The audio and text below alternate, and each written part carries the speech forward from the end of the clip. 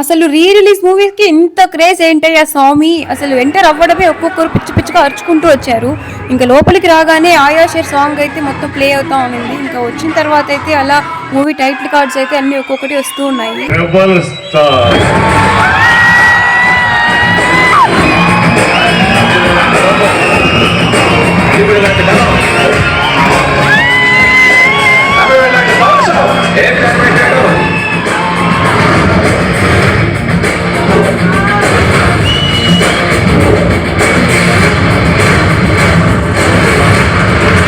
అసలు అన్ని movie title cards ఒక ఎత్తు అయితే only darling movie title card మాత్రమే ఇంకొక ఎత్తు. అసలు ఎవరు బ్రో ప్రభాస్ కి డాన్స్ రాదు అని చెప్పింది.